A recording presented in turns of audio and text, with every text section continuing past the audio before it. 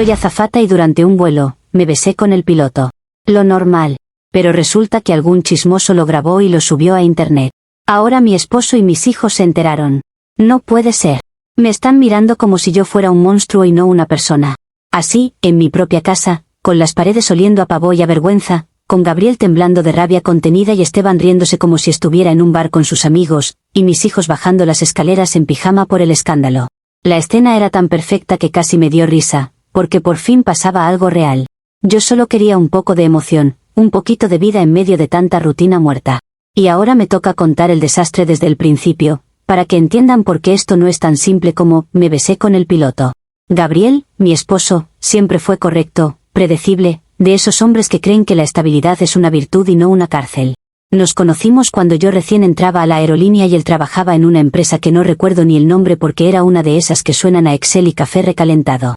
Me buscó con esa energía de yo te cuido, que al principio parece romanticismo y luego se vuelve una supervisión.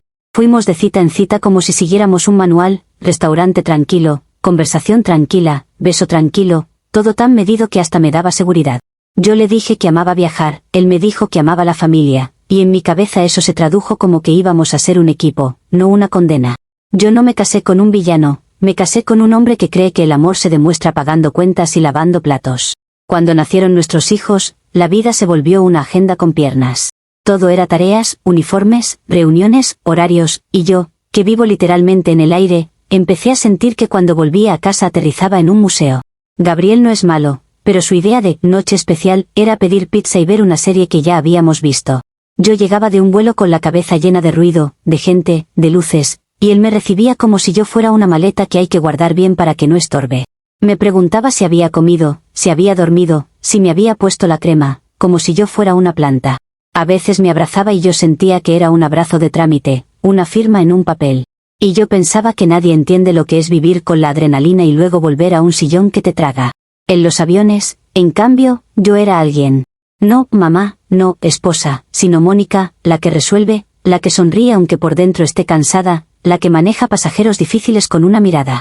Mi uniforme, mi maquillaje, mi postura, todo eso es un personaje que se siente más real que la mujer que dobla ropa en su casa.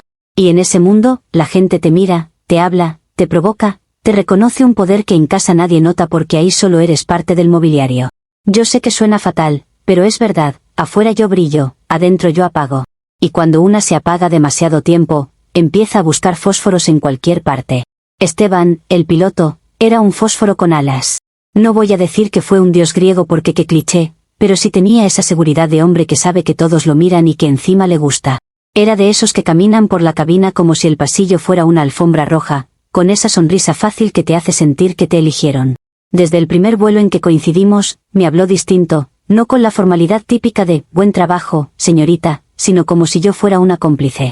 Me hacía comentarios al oído, me guiñaba un ojo cuando yo pasaba, y cada vez que yo regresaba a mi asiento del crew sentía el corazón un poquito más rápido.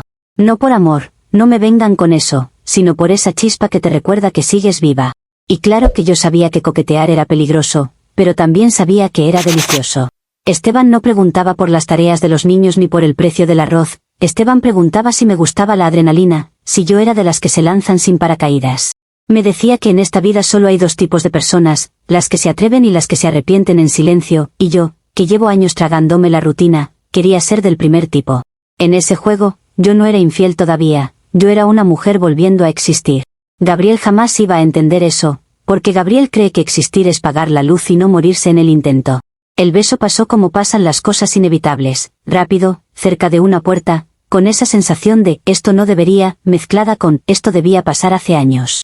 Fue durante un vuelo, en un momento donde el cansancio y la emoción hacen que se te afloje el juicio, y sí, me besé con Esteban. No fue un beso tierno, fue un beso de película barata, de esos que se sienten como un desafío al mundo. Yo pensé que quedaría en el aire, en la burbuja del avión, como una travesura que nadie sabría. Me parecía hasta gracioso, porque al final nadie muere por un beso, ¿no? La vida es corta, el matrimonio es largo, y yo solo estaba equilibrando la balanza. Luego vino lo mejor, lo más absurdo, lo más moderno. Alguien lo grabó. Un chismoso, un pasajero, un celular que no tenía nada mejor que hacer que meter su cámara donde no lo llaman. Cuando el vídeo apareció en internet, yo no sentí miedo, sentí un subidón. Fue como si de golpe mi vida tuviera banda sonora, como si por fin yo fuera protagonista de algo más que una rutina. Esteban se rió, como si fuera publicidad gratis, y yo lo miré pensando que quizás el universo me estaba regalando caos envuelto en un clip de 20 segundos. No me asustó el vídeo, me emocionó el impacto. Porque la gente no entiende esto, a veces el escándalo se siente como aire fresco. Gabriel lo vio. Y ahí sí, el aire se volvió pesado. Me lo enseñó con las manos temblando, con esa rabia contenida que no es de golpe, sino de alguien que se está rompiendo por dentro pero todavía quiere parecer digno. No gritó al inicio, me pidió explicaciones como si yo le debiera un informe, y eso me dio una rabia extra, porque incluso en el momento más explosivo, él quería mantener su postura de hombre correcto. Yo vi sus ojos buscando una salida, algo que le permitiera seguir creyendo que su familia era sólida. Y entonces me nació la idea, esa idea maravillosa, malvada, brillante, estirar la realidad hasta ver dónde se rompía. Le dije que no era lo que parecía, que era un ensayo, que Esteban quería ser actor y que yo lo estaba ayudando a practicar una escena. Sí, una mentira ridícula, pero lo ridículo tiene un poder especial, confunde, descoloca, obliga a la otra persona a decidir si se aferra a la lógica o al deseo de creer. Gabriel se quedó congelado, porque una parte de él sabía que era absurdo, pero otra parte quería desesperadamente que fuera verdad. Yo podía ver cómo su mente peleaba consigo misma, como si yo hubiera puesto un espejo frente a él y le hubiera dicho, elige, humillación o fantasía. Y ahí fue cuando sentí que tenía el control de la escena. Para rematar, para probar hasta dónde llegaba esa necesidad de creerme, le dije que lo mejor era hablarlo cara a cara. Que Esteban viniera a cenar a casa esa misma noche, como adultos, como personas civilizadas, para aclararlo todo. Yo lo dije con una serenidad casi elegante, como si estuviera organizando una reunión familiar y no un incendio. Gabriel dudó, claro, pero aceptó, porque la esperanza vuelve tonto al hombre más orgulloso. Y yo, por dentro, estaba emocionadísima, porque yo no quería paz, yo quería espectáculo. Yo quería ver a los dos hombres frente a mí, midiendo fuerzas, mirándose como animales en un zoológico donde yo era la única visitante importante. Esa tarde preparé la casa con una energía que hacía años no tenía. No era por la familia, era por la función. Puse la mesa bonita, saqué la vajilla que solo usamos en Navidad, preparé el pavó como si fuera un ritual, y me arreglé más de lo necesario para una simple cena. Gabriel me miraba raro, como si no supiera si estaba frente a su esposa o frente a una desconocida con su mismo rostro. Yo lo veía caminar por la sala, serio, ensayando frases en su cabeza, intentando mantener su dignidad, y me daban ganas de reír porque era tan inocente. Él creía que esa noche iba a recuperar el control de su vida. Yo sabía que esa noche iba a perderlo. Cuando Esteban aceptó venir, yo sentí que el universo me estaba aplaudiendo. No le di detalles, solo le dije que viniera, que era importante, que necesitaba hablar. Él, con su ego de piloto, seguro imaginó 1000 escenarios donde yo lo elegía a él, donde Gabriel era un obstáculo que se quitaba fácil. Y en mi cabeza, todo estaba listo, el vídeo, la mentira de la actuación, la cena, el choque inevitable. Yo no estaba pensando en mis hijos, ni en el futuro, ni en nada de esas cosas con las que Gabriel siempre me martilla. Yo estaba pensando en el presente, en el drama, en esa sensación deliciosa de estar en el centro del mundo. Y así, con el pavó en el horno y mi esposo creyendo en mi mentira como quien se aferra a una tabla, comenzó la noche que iba a convertir mi casa en un escenario. Comentarios de la historia principal. Usuario anónimo 1 dice, o sea, te graban besándote con el piloto y en lugar de asustarte te da un subidón, y encima inventas lo de que estaban ensayando actuación para ver cuánto aguanta tu esposo. ¿En qué parte del planeta eso es normal? Lo más enfermizo es que todavía te arreglas y sacas la vajilla de Navidad como si fuera una gala, no una confesión de infidelidad en la sala de tu casa. Tú no querías aclarar nada, querías humillar a Gabriel y sentirte la reina porque dos tipos te miren. Y no me vengas con lo de la rutina, porque la rutina no te obligó a besar a Esteban, eso fue tu ego buscando aplausos. Respuesta de la OP, ay, por favor, qué dramático se ponen cuando una mujer decide no vivir como robot. A mí me graban sin mi permiso y la mala soy yo, claro, porque siempre es más fácil señalar a la mujer que cuestionar al chismoso con celular. Y sí, me arreglé, ¿qué querías? ¿Que me siente en pijama a recibir una conversación incómoda como si yo no valiera nada? Gabriel no es un bebé, es un hombre adulto, y si se desmorona porque la vida le da un sacudón, entonces el problema no soy yo, es su fragilidad. Además, lo de la actuación era una manera de bajarle tensión, pero ustedes ven veneno en todo porque les encanta condenar. Usuario anónimo 2 dice, quería ver a los dos hombres peleando por mí, y todavía intentas disfrazarlo de buscar emoción, qué asco de manipulación. Literalmente admites que tu esposo temblaba de rabia y tú estabas disfrutando el control como si fuera un juego, y para colmo invitas al piloto a tu casa sin decirle el plan, O sea, estabas preparando una emboscada emocional con pavó y vajilla fina. ¿Sabes lo peor? ¿Qué dices? Nadie muere por un beso, como si el daño fuera físico y no familiar. No eres protagonista de película, eres adulta con hijos jugando a romperle la cabeza a tu pareja. Respuesta de la OP: qué fácil es escribir, qué asco, desde la comodidad de no vivir mi vida. Ustedes escuchan una frase y ya creen que me conocen entera, como si una mujer no pudiera tener contradicciones sin que la crucifiquen. Yo no obligué a nadie a nada. Gabriel pudo irse en el segundo uno si tan ofendido estaba, pero se quedó porque también le gusta el drama aunque finja que no, y Esteban es mayorcito, no es un niño que se rompe por una cena. A ver si dejamos de actuar como si los hombres fueran de cristal solo cuando les conviene hacerse las víctimas. Yo solo puse la verdad sobre la mesa, y si la mesa se tambalea, eso ya no es culpa mía. Actualización 1. Ha pasado un día desde la última actualización, y todavía tengo la imagen de la mesa temblando como si la casa misma hubiera entendido que esa cena no era comida, era guerra. Esteban llegó con esa confianza de siempre, como si entrar a mi hogar fuera entrar a una sala VIP que le pertenecía. Traía una sonrisa amplia, y yo noté al instante que él venía con una idea completamente distinta en la cabeza, algo más sucio, más directo, más de película. Gabriel abrió la puerta con una rigidez que me dio hasta ternura, porque se le notaba el esfuerzo por mantenerse educado mientras se tragaba la humillación. Yo los miré a los dos y sentí esa electricidad en el ambiente, ese «ya empezó», que te eriza la piel. No le había avisado a Esteban nada del plan, claro, porque si yo le decía que venía a aclarar algo con mi esposo, él se iba a poner en modo héroe o en modo cobarde, y yo necesitaba su ego suelto, sin correa. Cuando se sentó a la mesa, se acomodó como si fuera el dueño, preguntó por el vino con una confianza que me pareció casi graciosa. Gabriel, en cambio, se sentó lento, como quien se sienta frente a un juez, y yo tuve que contener una sonrisa porque era evidente quién estaba fuera de su zona. Yo traté de iniciar la cena con normalidad, con ese tono de familia funcional que nadie se cree, pero el silencio entre ellos era más fuerte que cualquier conversación. Esteban me miraba con esa complicidad de secreto, y Gabriel lo notaba, y eso ya era dinamita. Gabriel empezó a hablar de forma tímida, como si las palabras le pesaran. Dijo que había un malentendido, que en internet circulaba un vídeo, que yo le había explicado lo de la actuación y que quería confirmar con Esteban, así, con calma, entre bocados de pavo. Yo escuché esa frase y sentí una risa interna, porque la seriedad con la que lo dijo lo hacía más patético, como si realmente creyera que Esteban iba a seguir el guión. Esteban lo miró un segundo y levantó una ceja, y ahí supe que esto no iba a ser una conversación, iba a ser una ejecución. Yo intenté intervenir, poner una sonrisa, hacerme la mediadora, pero ya era tarde. Esteban olió la debilidad como un tiburón huele sangre. Se rió, pero no una risita discreta, se rió fuerte, con la boca abierta, con esa risa de hombre que disfruta sentirse superior. Dijo algo como que actuación, por favor, que yo era la mejor amante de la aerolínea y que Gabriel debería agradecerle que me mantenía feliz. La frase cayó como un vaso rompiéndose en el piso, y por un segundo todo quedó congelado, como cuando apagas la música en una fiesta y de golpe escuchas el silencio. Gabriel se puso pálido, no de rabia primero, sino de esa tristeza humillante que te quita el aire. Yo vi sus manos apretarse bajo la mesa, vi su mandíbula temblar, y por un segundo pensé que iba a llorar, pero no lloró, se endureció. Y esa dureza fue lo que me dio miedo, porque Gabriel nunca se endurece, Gabriel solo aguanta. Yo intenté reír, como si todo fuera una broma, como si Esteban fuera un payaso que se pasó de la raya. Dije algo como que estaba exagerando, que él siempre juega así, que no era serio, que por favor no se lo tomen literal. Mi risa salió demasiado brillante, demasiado falsa, y Gabriel me miró con una mezcla de asco y dolor que me atravesó el pecho.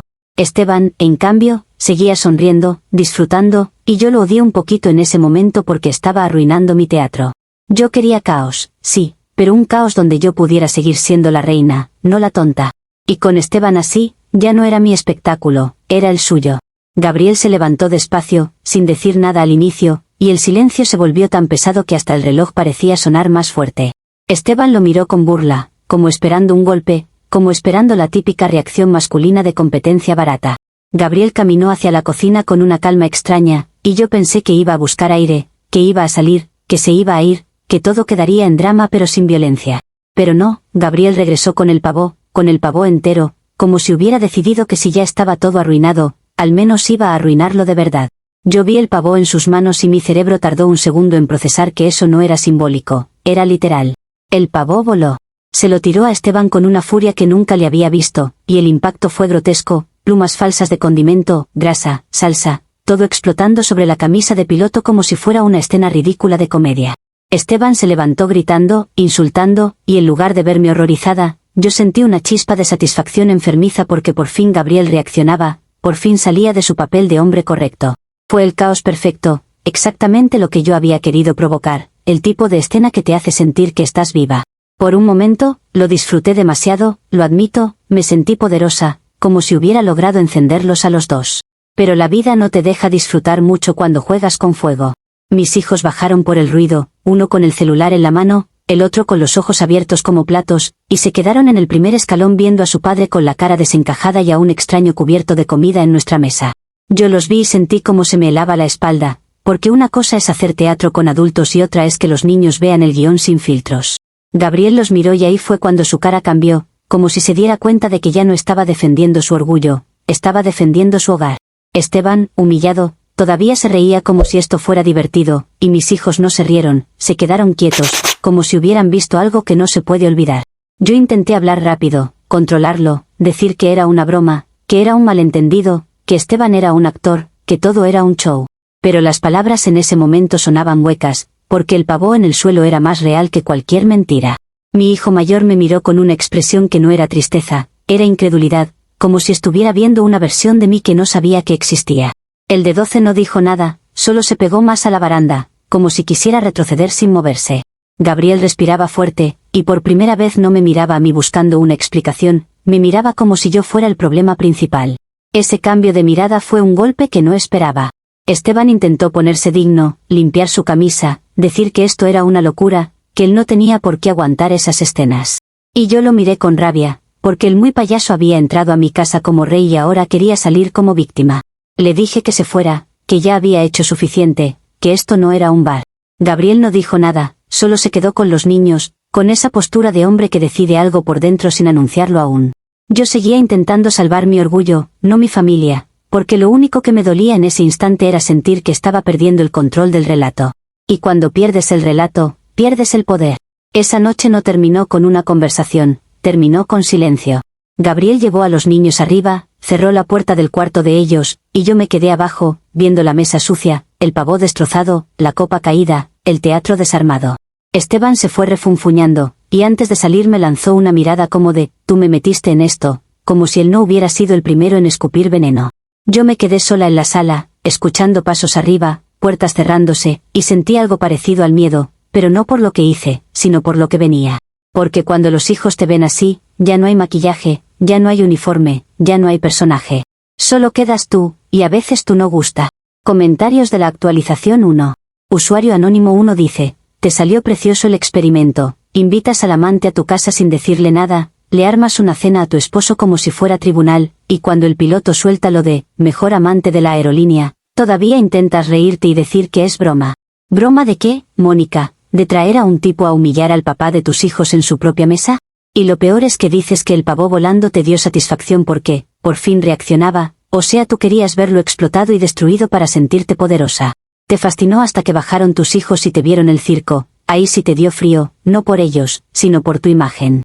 Respuesta de la OP, miren, si alguien aquí se humilló fue Esteban, porque terminar bañado en pavó en una casa que ni es suya no es precisamente, quedar como ganador. Gabriel decidió reaccionar así, yo no le lancé el pavó con mis manos, y si él no puede controlar sus impulsos, eso habla de él, no de mí. Además, mis hijos bajaron por el ruido, sí, y eso fue un accidente, porque en una casa pasan cosas, no puedo vivir como en un monasterio por si alguien escucha una palabra fuerte. Y no me vengan con moral barata cuando en internet la gente consume estos vídeos como entretenimiento, pero cuando le pasa a una mujer real, ahí sí se ponen jueces. Si yo provoqué algo fue porque ya había demasiada tensión guardada, no porque yo sea una villana de caricatura. Usuario anónimo 2 dice, fue el caos perfecto, dices, y encima te ofendes cuando el piloto se adueña de tu teatro, como si tú fueras directora de un reality. Esteban llega creyendo cualquier cosa porque tú lo invitas sin contexto, y cuando tu esposo intenta hablar como adulto tú te burlas de él por patético, y lo dejas expuesto. El pavó no fue la parte triste, la parte triste es que tus hijos vieron a su mamá convirtiendo la casa en escenario y al papá en payaso. Y todavía intentas venderlo como que, la vida no te deja disfrutar. No, Mónica, la vida solo te cobró el show. Respuesta de la OP, ay, qué intensidad, ahora resulta que una cena define toda una maternidad. Ustedes hablan como si los niños fueran porcelana, cuando los niños también necesitan ver que la vida no es una película familiar perfecta, que los adultos sienten, se equivocan y explotan. Gabriel no fue payaso. Gabriel eligió ponerse en ese lugar cuando decidió creer una mentira en vez de hablar conmigo de verdad desde el inicio, y Esteban eligió ser un arrogante porque así son muchos hombres cuando sienten que tienen ventaja. Yo no puedo controlar lo que cada uno decide decir, yo solo intenté manejar una situación que ya estaba fuera de control desde que alguien nos grabó y lo subió. Si me van a culpar, culpen al chismoso que viralizó esto, no a mí por intentar sobrevivir en medio del juicio público. Actualización 2. Ha pasado 3 días desde la última actualización, y lo más humillante no fue el pavo volando ni el piloto empapado en grasa, fue el silencio con el que mis hijos me castigaron después. Yo pensé que iban a llorar, a gritarme, a hacer el típico drama adolescente de película, pero no. Me miraron con una frialdad quirúrgica, como si yo fuera una extraña que se metió a su casa usando mi cara, y esa mirada me dejó sin palabras por primera vez en años. Gabriel no discutió conmigo esa noche, ni me dio el gusto de una pelea, simplemente subió con ellos, cerró puertas, y me dejó abajo con el desastre como si me hubiera ganado el derecho a convivir con mi propia suciedad. Al día siguiente, me desperté y la casa ya era otra cosa, un lugar sin voces, sin pasos, sin esa sensación de familia, aunque fuera aburrida, y ahí me di cuenta de que el caos se disfruta solo mientras tú sigues siendo el centro. Gabriel se llevó a los niños a un hotel, así, sin espectáculo, sin aviso, sin pedirme permiso como si yo no fuera necesaria para nada. Me mandó un mensaje corto diciendo que necesitaban espacio, que no quería que los niños estuvieran en ese ambiente, y esa frase, ese ambiente, me ardió porque sonaba como si yo fuera contaminación. Yo intenté llamarlo y me mandó a buzón, como si mis palabras fueran ruido. Ahí fue cuando el orgullo me agarró de la garganta, porque una cosa es jugar con la mente de tu esposo y otra es que te quiten la audiencia, que te quiten el escenario y te dejen hablando sola. Yo caminé por la casa como una reina destronada, tocando la mesa manchada, viendo el pavó en el basurero, y me empecé a convencer de que Gabriel estaba exagerando solo para quedar como víctima. Porque eso se hacen los dignos cuando en realidad lo único que quieren es controlarte con culpa. En mi cabeza, la solución era obvia, recuperar la narrativa antes de que me la roben. Yo ya había visto cómo funciona Internet, si no hablas tú primero, te convierten en meme con una frase sacada de contexto. Y sí, yo estaba herida, pero también estaba irritada, porque nadie estaba hablando de que a mí me grabaron sin permiso, de que a mí me expusieron, de que a mí me violaron la privacidad. Todo era, pobrecito Gabriel, pobrecitos los niños, como si yo fuera un objeto sin vida que solo sirve para fallar. Así que hice lo que cualquier persona moderna hace cuando la realidad se pone incómoda. Prendí la cámara y me fabriqué un escudo. Subí un vídeo a mis redes diciendo que mi esposo no aguantaba una broma, que los hombres son frágiles, que no saben manejar emociones y que cualquier cosa los quiebra. Lo dije con una sonrisa medio triste, medio superior, porque yo quería que se sintiera como una reflexión, no como un berrinche. Incluso elegí una iluminación suave, me peiné, me puse un labial discreto, como si estuviera haciendo un comunicado oficial y no echando gasolina. En mi mente, era perfecto, yo, la mujer que trabaja duro, expuesta por un chismoso, atacada por un esposo que no tiene sentido del humor. Pensé que la gente me iba a aplaudir, a decirme que merezco paz, que los celos son tóxicos, que Gabriel debía madurar. Yo contaba con mis seguidores como si fueran un ejército que siempre llega cuando una se siente sola. Pero el vídeo no explotó como yo quería. Explotó, sí, pero en mi contra, y eso me confundió al inicio porque yo no suelo perder en mi propio terreno. Los comentarios empezaron suaves, preguntando por mis hijos, criticando que hiciera contenido de algo tan privado, y yo los ignoré porque siempre hay moralistas. Luego empezaron los insultos directos, llamándome egoísta, irresponsable, diciendo que yo había llevado a un amante a mi casa, y ahí me dio esa rabia caliente de cuando la gente se atreve a hablar como si hubiera estado en tu cocina. Yo respondí algunos comentarios con sarcasmo, con ese tono de «no entiendes mi vida», porque yo todavía creía que podía dar vuelta el partido con carisma. Me dije que era una ola de odio temporal, que en Internet todo pasa.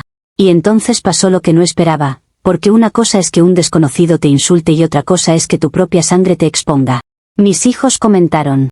No desde cuentas falsas, no desde indirectas, desde sus cuentas, con sus nombres, con esa frialdad que ya habían usado conmigo en la escalera. El mayor escribió algo simple, devastador, sin insultos, sin drama, como si estuviera entregando un informe, que yo había traído a mi amante a cenar, que yo dejara de mentir. El de 12 no escribió tanto, pero le dio like a esos comentarios, y ese gesto, ese pequeño like, fue como un sello de condena. Yo me quedé mirando la pantalla como si no entendiera el idioma, porque mi cerebro se negaba a aceptar que mis hijos me estaban funando en público. Me dio un ataque de indignación, porque, ¿cómo se atreven? Yo los parí, yo los crié, yo me he partido la espalda trabajando, y ahora ellos se creen jueces porque escucharon una frase y vieron un pavo volar. Quise convencerme de que era influencia de Gabriel, que él los estaba manipulando, que él les había dicho que escribir, porque me resultaba más soportable pensar que eran marionetas que aceptar que tenían criterio propio. Intenté llamar al mayor y me bloqueó. Intenté escribirle al menor y ni siquiera me dejó en visto porque también me bloqueó o le quitaron el teléfono, no lo sé, y esa incertidumbre me hizo hervir. Me sentí traicionada, pero no como víctima triste, sino como alguien a quien le robaron el control del juego. El vídeo se llenó de gente compartiéndolo con la frase de mi hijo como si fuera la gran verdad del universo. De pronto, ya no era la historia del beso con el piloto, era la historia de la mamá que trajo al amante a humillar al papá frente a los niños y luego se hizo la víctima. Yo veía cómo subían capturas, cómo hacían hilos, cómo analizaban mi cara, mi tono, mis gestos, y yo solo pensaba que nadie tiene derecho a diseccionarte así. A la gente le encanta convertir a alguien real en entretenimiento, y lo peor es que yo misma les estaba dando material, porque no podía quedarme callada. Cada vez que intentaba aclarar algo, lo empeoraba, porque cualquier matiz suena a excusa cuando ya te pusieron el sello de villana. Como si no fuera suficiente, en el trabajo empezaron los susurros. No me despidieron inmediatamente, porque las aerolíneas aman la imagen pulcra y el escándalo no les conviene, pero se notaba que yo era esa. Compañeras que antes me saludaban con cariño empezaron a mirarme como si fuera contagiosa, como si mi drama se les pudiera pegar. Supervisores me llamaron para hablar, con ese tono falso de preocupación, diciéndome que tuviera cuidado con lo que publico porque afecta la reputación de la empresa. Y ahí me dio una risa interna amarga, porque claro, cuando yo sirvo sonrisas en cabina soy parte de la marca, pero cuando tengo una vida real, soy un riesgo. Empecé a sentirme acorralada por todos lados, por Gabriel, por mis hijos, por internet, por la empresa, como si el universo entero se hubiera puesto de acuerdo para señalarme.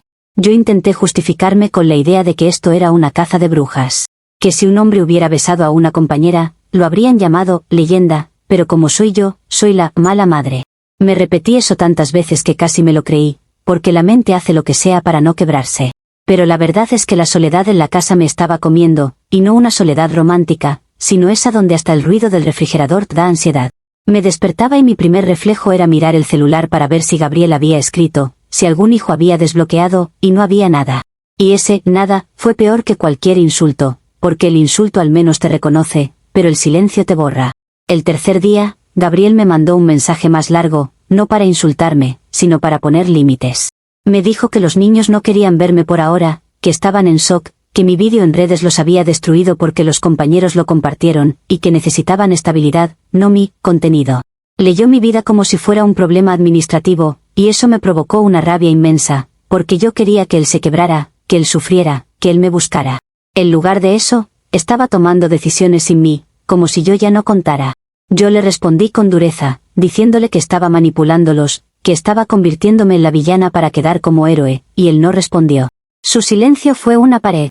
Esa noche, en un impulso, borré el vídeo, pero ya era tarde. En internet nada se borra, solo se recicla. Había capturas, reuploads, gente haciendo compilaciones, y mi intento de control fue interpretado como admisión de culpa. Quise subir otro vídeo explicando, llorando, diciendo que soy humana, que me equivoqué, pero me detuve porque me di cuenta de que cualquier cosa que haga ya la van a retorcer. Entonces hice lo único que me quedaba, mirar la casa vacía y sentir que por primera vez el caos no me estaba excitando, me estaba tragando. Y justo cuando pensé que ya no podía empeorar, vi una notificación nueva, una etiqueta, un perfil de Esteban con una historia pública, y el estómago se me apretó porque su ego no iba a quedarse callado.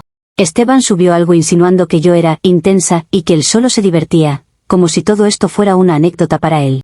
La gente lo aplaudía, se reía, lo llamaban rey, y a mí me ardió el pecho de furia, porque yo había armado el escenario y ahora él estaba usando mi caída como chiste. Sentí el impulso de exponerlo, de decir cosas, de soltar pruebas, pero me contuve porque sé que eso sería otra bomba que me estallaría en la cara. Aún así, me fui a dormir con una sensación nueva, una amenaza distinta. No era solo perder a Gabriel y a mis hijos, era quedar como el meme eterno, la mujer ridícula que se destruyó sola mientras el piloto seguía volando tranquilo. Y esa idea me dio un miedo que no quería admitir. Comentarios de la actualización 2. Usuario anónimo 1 dice, lo más asqueroso es que te indignas porque tus hijos te exponen, como si ellos te debieran lealtad ciega después de escucharte traer al piloto a la casa y ver a su papá tirándole un pavó por humillación. Encima subes un vídeo diciendo, mi esposo no aguanta una broma, con labial y luz suave, como si fuera marketing de tu infidelidad, y esperas aplausos. Te salió al revés y todavía dices, caza de brujas. No, Mónica, es consecuencia. Y que te bloqueen tus propios hijos no es un complot, es que por fin te vieron sin uniforme.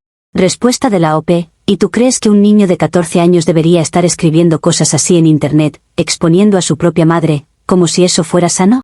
Eso no es valentía, eso es violencia emocional, y sí, lo voy a decir aunque les arda, porque normalizar que los hijos se conviertan en verdugos es enfermizo. Yo subí un vídeo porque estaban hablando de mí sin parar y tenía derecho a defenderme, no a quedarme callada mientras me destruyen por un clip grabado sin consentimiento. Y lo de la broma, era una forma de quitarle poder al escándalo, pero claro, ustedes prefieren que una mujer se arrastre pidiendo perdón para sentirse superiores. Si mis hijos me bloquearon, es porque los están cargando de rabia ajena, porque alguien los está usando como armas. Usuario Anónimo 2 dice, recuperar la narrativa, eso resume todo, no te importa tu familia, te importa ganar en internet. Te quedas sola porque tu esposo se va con los niños, y en vez de preguntarles cómo están, prendes la cámara y llamas frágil al tipo al que acabas de destruir en su mesa.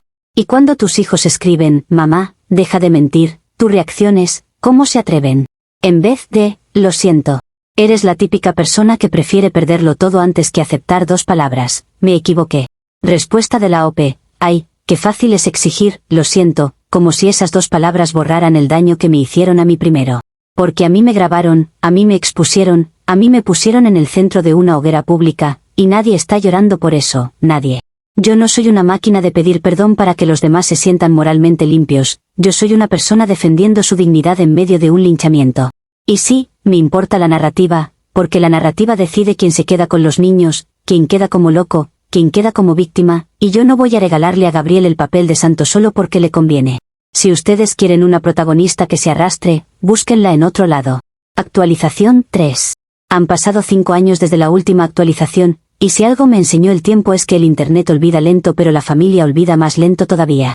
Yo antes creía que el drama era una ola que se disfruta y luego pasa, que después de la espuma siempre vuelve la calma, pero lo que nadie te dice es que hay calmadas que no son paz, son vacío.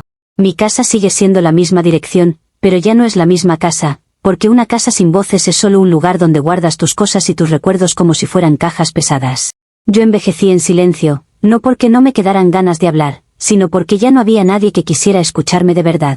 Y eso, para alguien como yo, es casi una forma de muerte. Gabriel rehizo su vida.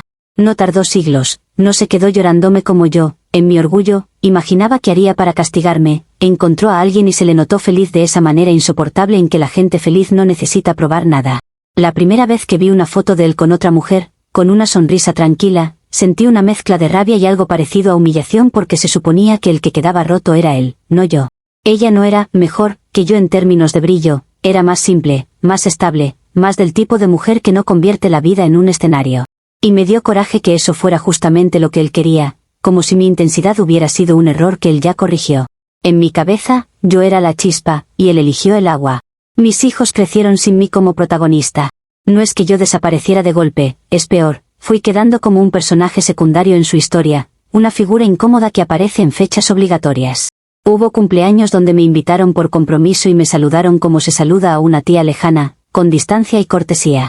Hubo navidades donde me senté en una esquina y escuché conversaciones como si estuviera viendo televisión, sin poder intervenir sin que se notara la incomodidad. Yo intenté acercarme varias veces, con regalos, con mensajes, con ¿cómo estás?, pero siempre sentía que hablaba con una pared educada. No me gritaban, no me insultaban, y eso era lo peor, porque el odio al menos te reconoce, pero la indiferencia te pone en un lugar donde ya no importas. La graduación fue el golpe más claro, el más simbólico, el que me dejó sin excusas. Me invitaron, sí, porque socialmente quedaba feo no invitar a su madre, pero me sentaron en la última fila, lejos de Gabriel y su nueva familia, lejos de las fotos, lejos de los abrazos.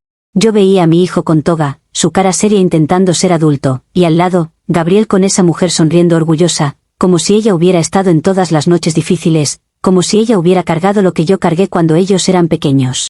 No es que yo quisiera quitarles el momento, pero me dolía ver cómo el rol de familia ya no me pertenecía, como si lo hubieran transferido a otra persona con un trámite silencioso. Cuando terminó la ceremonia, mis hijos me dieron un abrazo rápido, de esos que se dan por protocolo, y se fueron a tomarse fotos con los que importaban. Yo me quedé con el programa doblado en la mano, fingiendo que estaba ocupada para que nadie viera que me quedé sola.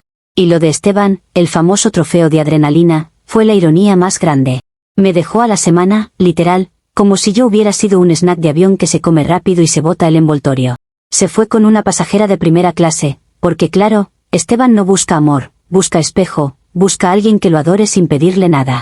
Cuando me enteré, no fue tristeza romántica, fue humillación estratégica, porque yo había incendiado mi casa por un hombre que ni siquiera se quedaría a mirar el fuego. Y esa realidad me pegó en el ego como una bofetada, porque me di cuenta de que mi adrenalina era una ilusión controlada por él, no por mí. Yo quería caos a mi favor, pero él solo quería diversión a costa de quien fuera. Con el tiempo, intenté volver a las redes como si nada, porque una parte de mí se resiste a aceptar que me apagaron. Subía historias, hacía vídeos contando anécdotas, usando humor, usando indirectas, intentando recuperar esa sensación de que mi vida es interesante para alguien. Pero el algoritmo es cruel cuando ya te usó y te tiró. Un día eres tendencia, al siguiente eres invisible. Mis vídeos empezaron a tener pocos comentarios, pocos likes, y no porque yo no me esforzara, sino porque la gente se cansa de la misma persona gritando al vacío. Intenté reinventarme, intenté hacer contenido de crecimiento personal, de mujer fuerte, de renacer, y me sentía falsa incluso para mí. Porque si algo me caracteriza es que yo no sé vivir en silencio, y esa etapa pedía silencio. Hubo noches en que me sentaba en el sofá con el celular en la mano, refrescando la pantalla como si el mundo me debiera una notificación. Y cuando no llegaba nada, yo inventaba historias solo para tener algo que contar, para sentir que mi vida todavía tenía trama. Empecé a exagerar cosas, a poner títulos dramáticos, a insinuar romances que no existían, a hablar de mi proceso, como si alguien lo estuviera siguiendo. Nadie estaba siguiendo nada. La casa se quedaba igual de quieta, el reloj igual de insistente, y el silencio se volvía un enemigo físico, casi una presencia. Antes me aterraba la rutina, ahora me aterraba la quietud absoluta, porque la quietud te obliga a escucharte. A veces, en los aeropuertos, me cruzaba con familias, madres con hijos, padres cargando mochilas, y yo sentía un pinchazo raro en el pecho. No era culpa, no me malinterpreten, yo no soy de esas que se sientan a autoflagelarse como si eso arreglara algo. Era más bien una sensación de, me robaron algo, como si la vida me hubiera quitado una película que yo merecía protagonizar. Yo me repetía que Gabriel nunca fue para mí, que mis hijos crecieron influenciados por su versión, que el mundo fue injusto conmigo. Y sin embargo, en el fondo, había una vocecita pequeña que me molestaba porque no podía callarla, la vocecita que me recordaba que yo encendí la primera cerilla. La relación con mis hijos se volvió un trámite de calendario. Nos hablábamos lo necesario, con cortesía, con distancia, como si todos estuviéramos actuando en una obra donde la palabra mamá ya no tiene calor. Cuando intenté acercarme de verdad, me topé con límites claros. No querían hablar del pasado, no querían discutir, no querían verme llorar ni justificarme.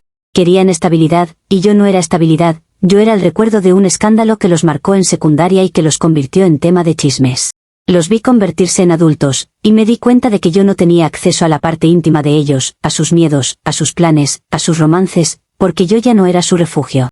Y ese dato, ese simple dato, es el que más me duele aunque me haga la fuerte. Lo más cruel es que Gabriel no me odia, y eso suena bonito pero no lo es. Me trata con educación, con distancia, como quien trata a alguien que fue importante pero ya no es. En algunas reuniones familiares, él incluso me ha ayudado con cosas pequeñas, como mover una silla, y esa amabilidad me da ganas de gritar porque me recuerda lo que era tener una vida con alguien que se quedaba. Su felicidad me resulta ofensiva, no porque yo quiera verlo mal, sino porque me demuestra que el mundo siguió sin mí como protagonista. Él encontró una calma que yo no sé sostener, y yo me quedé atrapada en la necesidad de sentir algo fuerte aunque me destruya. Eso es lo irónico. Busqué emoción rompiendo mi hogar, y ahora tengo toda la calma del planeta en una casa vacía. Hoy, 5 años después, si me preguntan qué me aterra de verdad, no es que me llamen infiel, no es que me señalen, no es que me recuerden el vídeo. Lo que me aterra es el silencio, esa ausencia de ruido que se mete en tus huesos cuando ya nadie discute contigo, cuando ya nadie te reclama porque ya no le importas. A veces me despierto en la madrugada y escucho nada, y siento ganas de hacer algo impulsivo solo para romperlo, para recordar que todavía puedo provocar una reacción en alguien. Pero ya no hay a quien provocar, y eso es una amenaza más grande que cualquier funa. Porque el caos necesita público, y yo me quedé sin público. Comentarios de la actualización 3. Usuario anónimo 1 dice, qué poético te quedó el castigo, armaste el circo por adrenalina, humillaste a tu esposo con un piloto en la mesa, te hicieron funa tus propios hijos por mentirosa, y 5 años después sigues hablando como si la vida te robó algo. No te robaron nada, tú lo regalaste por un beso y por sentirte protagonista. Lo más patético no es que Gabriel sea feliz con otra, es que tú todavía te ofendes porque tus hijos te sentaron en la última fila, como si el respeto fuera automático por parirlos. El silencio que dices que te aterra es solo la consecuencia de que ya nadie quiere ser tu audiencia. Respuesta de la OP. Ay, claro, qué fácil venir a celebrar el dolor ajeno como si fuera un cuento moral. Ustedes aman que una mujer pague, porque eso les da una sensación de justicia que en sus vidas no tienen, y por eso lo disfrutan tanto. Yo no pedí que me grabaran, yo no pedí que Internet convirtiera mi vida en circo, y sin embargo todos actuaron como si tuvieran derecho a decidir mi sentencia. Mis hijos me invitaron porque soy su madre, no porque me lo gane, según tu tribunal imaginario, y si me sentaron atrás, eso habla de la manipulación emocional que arrastraron, no de mi valor.